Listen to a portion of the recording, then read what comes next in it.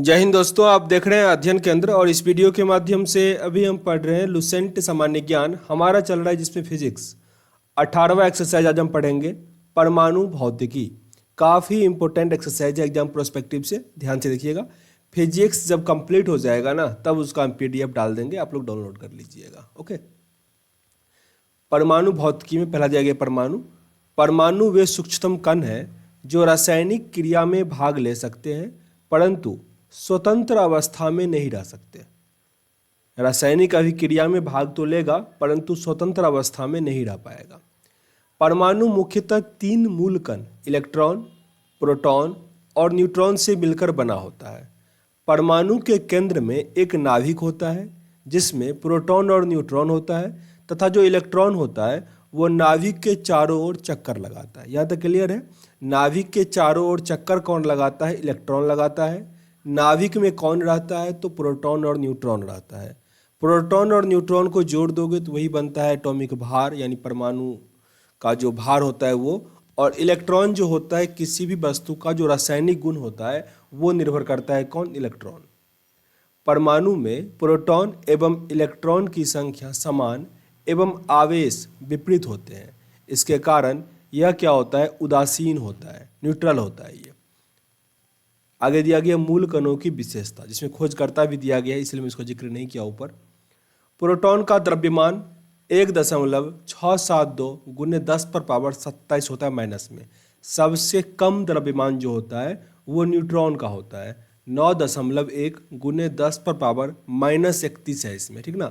सबसे कम न्यूट्रॉन का है और प्रोटॉन और न्यूट्रॉन का लगभग सेम होता है। प्रोटॉन पर अगर आवेश की बात करें तो 1.6 गुने 10⁻−19 है, प्लस में है ये। ओके, और इलेक्ट्रॉन क्या होता है? यही माइनस में होता है सेम। लेकिन न्यूट्रॉन क्या होता है? न्यूट्रल होता है, इस पर कोई आवेश नहीं होता। बहुत इंपॉर्टेंट है, न्यूट्रॉन पे कोई आवेश नहीं होगा। प्रोटॉन जो होगा वो धनात्मक होगा और जो इलेक्ट्रॉन होगा वो ऋणात्मक होता है। प्रोटॉन के खोजकर्ता गोल्डस्टीन है, न्यूट्रॉन के खोजकर्ता चैडविक है और इलेक्ट्रॉन के खोजकर्ता थॉमसन है। आज मूल कणों की संख्या 30 से ऊपर पहुंच चुकी है। कुछ प्रमुख मूल कण का यहाँ पे दिया गया है, एक बार इसको फिर से रिपीट कर लो। प्रोटॉन के खोजकर्ता गोल्डस्टीन, न्यूट्रॉन का चैडविक और इलेक्ट्रॉन का थॉमसन। अब यहाँ पे कण दिया गया है, कौन कौन सा कण सबका खोज हुआ है जो इम्पोर्टेंट है। उसमें पॉजिट्रॉन है। पॉजिट्रॉन का द्रव्यमान इलेक्ट्रॉन के द्रव्यमान के बराबर होता है, मतलब 9.108 गुने 10⁻−31।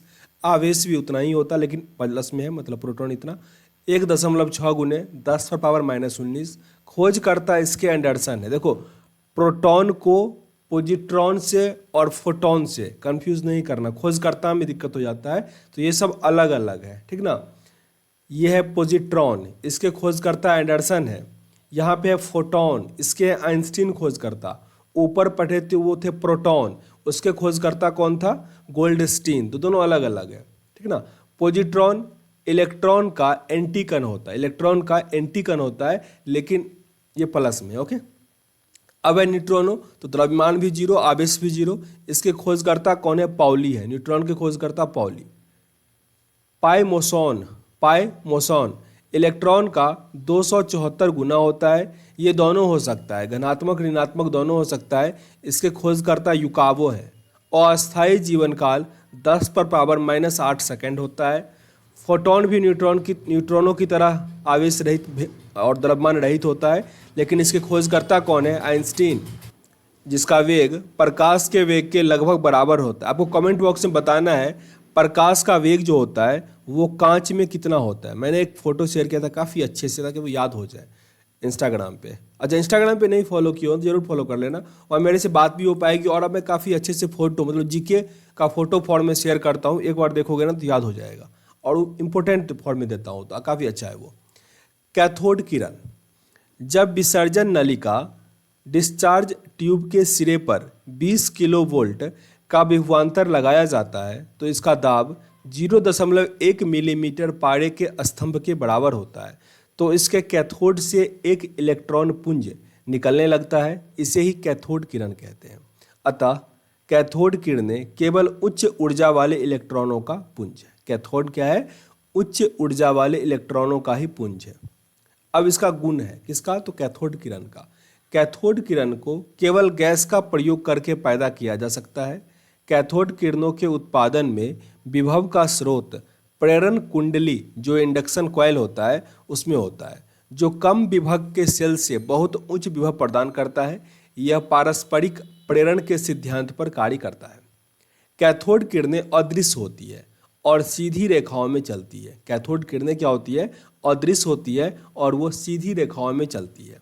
कैथोड किरणें ऋणात्मक होती है, इसीलिए ये कैथोड से एनोड की तरफ गमन करती है।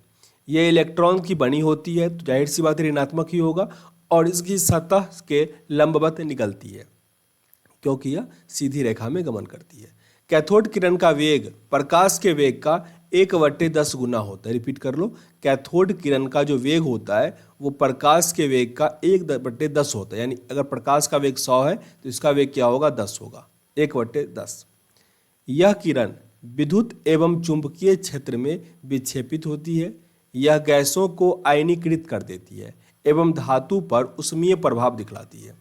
यह फोटोग्राफिक प्लेट को प्रभावित करती है। यह फोटोग्राफिक प्लेट को प्रभावित करती है। इसकी वेदन क्षमता कम होती है। यह पतली धातु की चादर से पार कर जाती है, वेदन क्षमता कम होती है। कैथोड किरणों पर विद्युत क्षेत्र से होकर लंबवत गुजरती है तो इसका रास्ता परवलयाकार होता है। नोट में दिया गया है, जब कैथोड किरणें किसी उच्च परमाणु क्रमांक वाली धातु जैसे कि टंगस्टन पर गिरता है तो एक्स किरण उत्पन्न होता है। इस नोट वाले को फिर से रिपीट करो, जब कैथोड किरण किसी उच्च परमाणु क्रमांक वाली जैसे कि टंगस्टन जिसका परमाणु नंबर जो है ना वो उच्च है उस पर गिरता है तो एक्स किरण उत्पन्न होता है। आगे है धनात्मक किरणें यानी पॉजिटिव और कैथोड रे। विसर्जन नलिका में यदि छिद्र युक्त कैथोड प्रयुक्त किया जाए तो इनसे निकलने वाली किरणें कैथोड किरणों के ठीक विपरीत दिशा में विक्षेपित हो जाती है और एनोड की ओर से कुछ किरणें निकलती है। अतः ये एनोड से निकलने वाली धनावेशित किरण है। इसका पता 1886 में गोल्डस्टीन ने लगाया था। किसका, धनात्मक किरणों का। फिर से रिपीट कर लो, विसर्जन नलिका में यदि छिद्र युक्त कैथोड प्रयुक्त किया जाए तो इससे निकलने वाली किरणें कैथोड किरणों के ठीक विपरीत दिशा में विक्षेपित हो जाती है और एनोड की ओर से कुछ किरणें निकलती है। अतः ये एनोड से निकलने वाली किरणें जो होगी वो क्या होगी, धनावेशित होती है। अब इसका गुण क्या दिया गया है, जो पॉजिटिव रे है इसका गुण है, ये किरणें धनावेशित होगी, क्लियर। ये प्रतिदीप्ति तथा स्फुरदीप्ति उत्पन्न करती है। ये विद्युत व चुंबकीय क्षेत्र में विक्षेपित हो जाती है।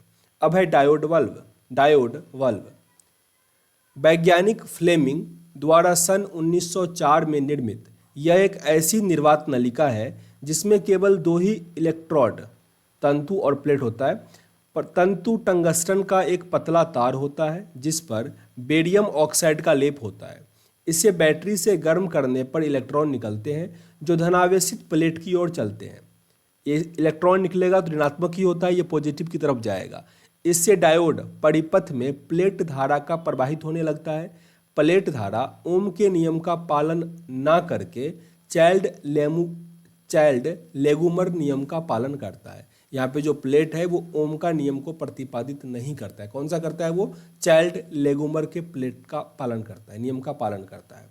अब नोट में दिया गया है कि कैथोड के आसपास एकत्रित इलेक्ट्रॉन समूह को अंतराल आवेश कहा जाता है। इसका उपयोग बहुत इंपॉर्टेंट है एग्जाम के लिए। डायोड बल्ब रिजुकारी मीन्स रेक्टिफायर के रूप में प्रयोग होता है जिससे हम प्रत्यावर्ती धारा को दृष्ट धारा में बदल देते हैं। यानी एसी करंट को डीसी में बदलने के लिए हम किसका प्रयोग करते हैं, रेक्टिफायर का प्रयोग करते हैं। ये प्रश्न आपसे बहुत बार पूछा गया है।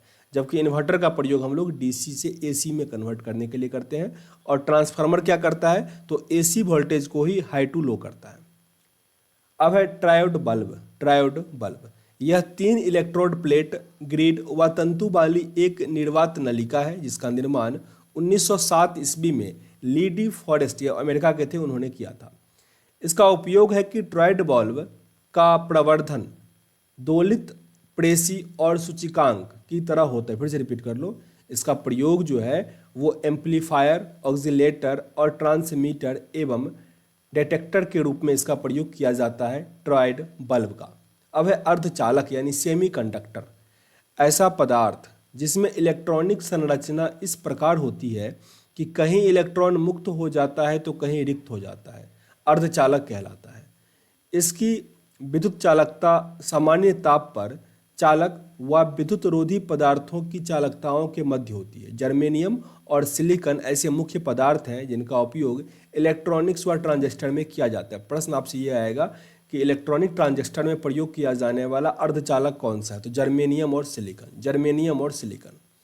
अब है निज अर्धचालक, इंट्रांस सेमीकंडक्टर। जिन अर्धचालकों में मुक्त इलेक्ट्रॉन तथा कोटर ऊष्मीय प्रभाव द्वारा उत्पन्न किया जाता है उसे हम निज अर्धचालक कहते हैं। बाह्य अर्धचालक यानी एक्सट्रिंसिक सेमीकंडक्टर, अर्धचालकों में अपद्रव्य मिलाने पर प्राप्त ठोस को बाह्य अर्धचालक कहते हैं। अपद्रव्य के रूप में आर्सेनिक अथवा एल्यूमिनियम मिलते हैं, इससे अर्धचालक की चालकता काफ़ी बढ़ जाती है। अब है एन प्रकार के अर्धचालक। एन प्रकार के अर्धचालक ऐसे बाह्य अर्धचालक जिनमें विद्युत की प्रवाह मुक्त इलेक्ट्रॉनों की संख्या बढ़ जाने के कारण होता है, एन प्रकार के अर्धचालक कहलाते हैं। जब शुद्ध अर्धचालक में पंच संयोगी अपद्रव्य जैसे कि आर्सेनिक मिला दिया जाता है तो इस प्रकार के अर्धचालक प्राप्त होते हैं। अब है पी प्रकार का, यह था एन प्रकार का अर्धचालक। अब है पी प्रकार का अर्धचालक।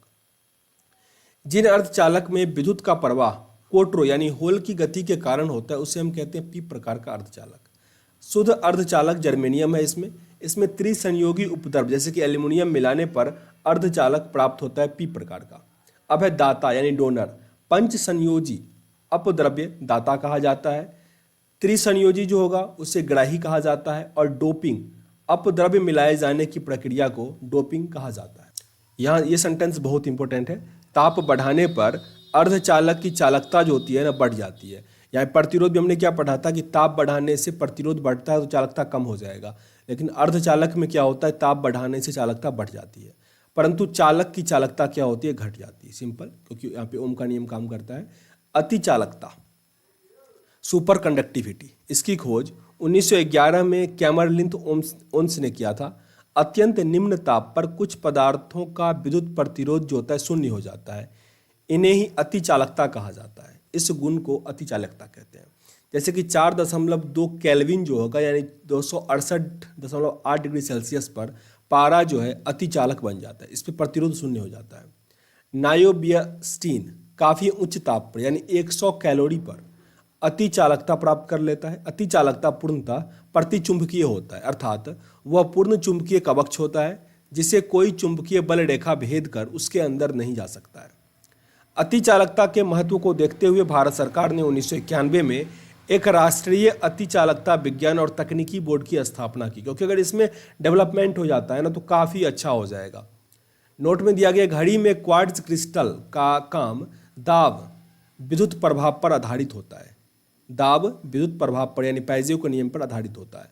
अब 19वां जो हमारा सजा हुआ है रेडियो सक्रियता, रेडियो एक्टिविटी, तो काफ़ी इंपॉर्टेंट है। इसको हम अगले वीडियो में पढ़ेंगे, क्योंकि हर वीडियो में एक लेसन कंप्लीट कर रहा हूँ तो इसलिए अधिक थोड़ा मीन्स वीडियो बन गया है।